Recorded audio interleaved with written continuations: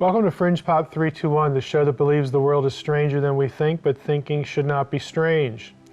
Everyone knows something about the Great Pyramid of Giza in Egypt. It's the last remaining wonder of the ancient world. The Great Pyramid is the largest and oldest of the three pyramids on the Giza Plateau, and contrary to visual perception, the Great Pyramid is not the middle pyramid. Rather, it is the northernmost pyramid of the three, in other words, the one to the left in the image. The Great Pyramid is also known as the Pyramid of Khufu, the second pharaoh of Dynasty 4 of the Old Kingdom in Egypt. Khufu reigned 23 years, roughly circa 2589 to 2566 BC.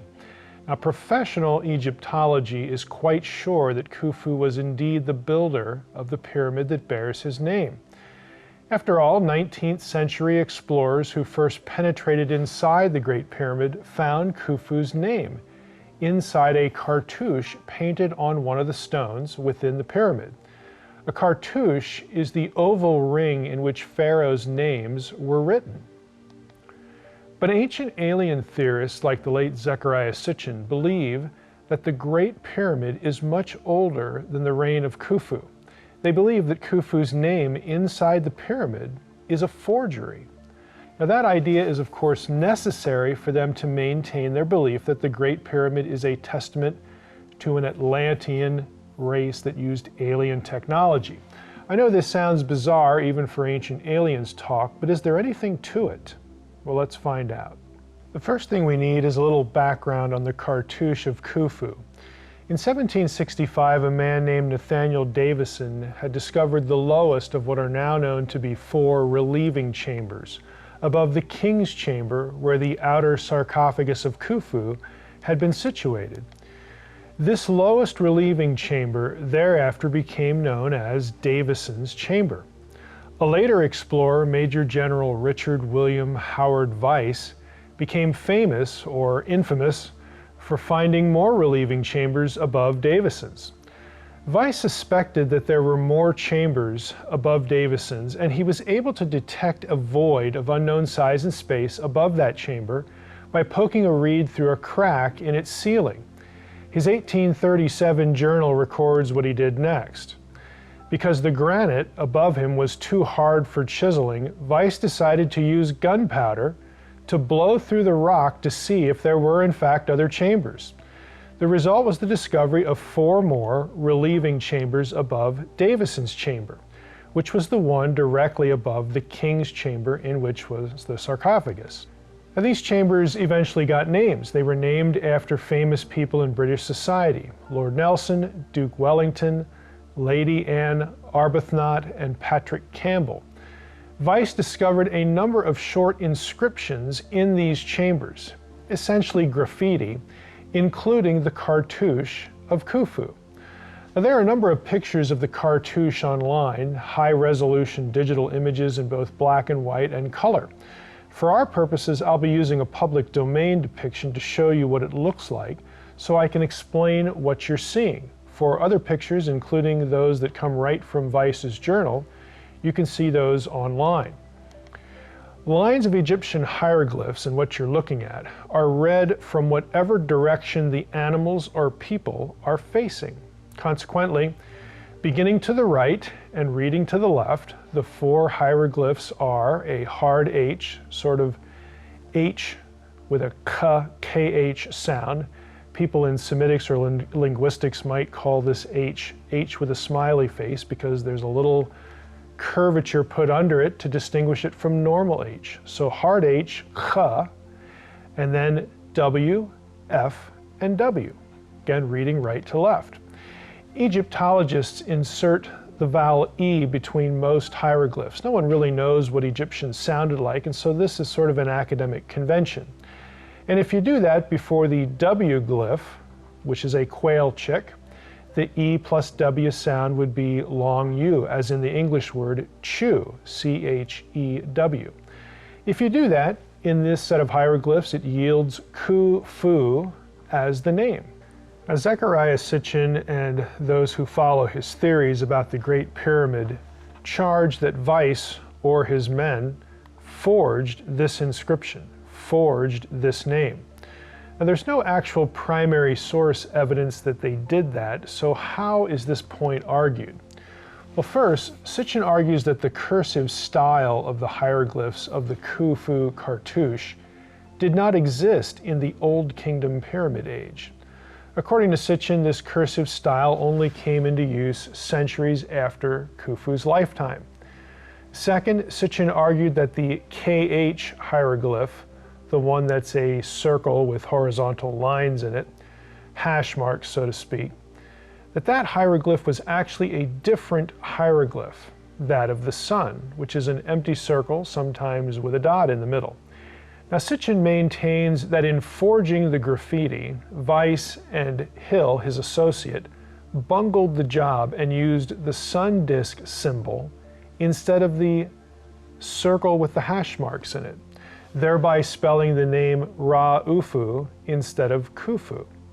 He further maintains that these two hieroglyphs were always perfectly drawn by the Egyptians, so this mistake means modern origin and therefore forgery.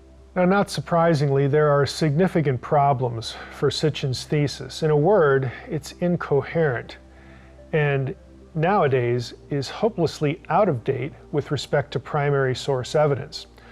First, Sitchin's argument that the cursive style, known as hieratic, only came into use centuries after Khufu is simply wrong. In fact, the precise opposite is the case. The cursive or hieratic script existed in the Old Kingdom, the age of Khufu, and even earlier before the founding of the First Dynasty. The bibliography for this episode on the fringepop321.com website provides several works by Egyptian grammarians that establishes this point. Second, Sitchin is also wrong about the KH, the K glyph, being the Ra glyph with no hash marks. While it may be that Weiss's original hard-to-read hand drawing in his journal may look like the circle glyph has no hash mark lines in it, photographs of the cartouche that are more up-to-date and high resolution make it quite clear that Sitchin's assertion is just dead wrong. For example, this 2006 image from Dr. Robert Schoch's official website, taken by Schoch himself, not only makes the hash marks clear, but shows the sign is distinct from the sun disk sign. In other words, there's no dot in it. Third, Sitchin is also wrong about this first sign always being perfectly drawn the same way. So even if the hash marks were absent, Sitchin would be incorrect in his argument. The fact is that scribes, whether in or on stone or papyrus, will draw the KH sign with and without hash marks. That is, they'll draw it either a circle that's empty or a circle with hash marks. They will not draw the KH sign with a dot. Now, examples of both styles, the empty circle and the circle with the hash lines in it, are not hard to find. Here's a sample of Khufu's name with the hash marks visible. You can compare this visually. Remember what the Khufu cartouche in the pyramid looked like, and you see this is the same name, and we have the circle with the hash marks visible. Here's a sample, though, of Khufu's name spelled with the KH sign having no hash mark lines in it and no dot. This is from the mastaba of Kar, Western Acropolis, or otherwise known as the Khufu complex. Fourth, Sitchin and other ancient alien theorists make no mention of a crucial fact in the relieving chambers where the graffiti was found. Several of Khufu's other names are found there as well. As many viewers will readily know, pharaohs had 5 names. This is called the royal titulary by Egyptologists. Specifically, the west end of Nelson's chamber preserves Khufu's Horus name, Medjedu, while Khufu's full birth name, Khnum Khuf, is mentioned several times in Lady Arbuthnot's chamber. It's inconceivable that given the infancy of the knowledge of hieroglyphs in 1837, that when Weiss broke into the relieving chambers, that he or any other amateur, remember Weiss was a soldier and he has these hired hands with him, that they would have known all 5 names of Khufu and then forged them. It's really just impossible. Fifth and lastly, we now have papyrus evidence that Khufu was the pharaoh supervising the construction of the Great Pyramid. And in fairness to Sitchin, this information post-dated his passing. Excavations of the harbor of Khufu on the Red Sea coast, the western coast of the Gulf of Suez, recently produced hundreds of papyrus fragments dated to the end of Khufu's reign.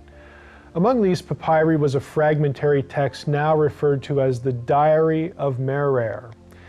This diary provides details on how blocks for the Great Pyramid were shipped by water to Giza.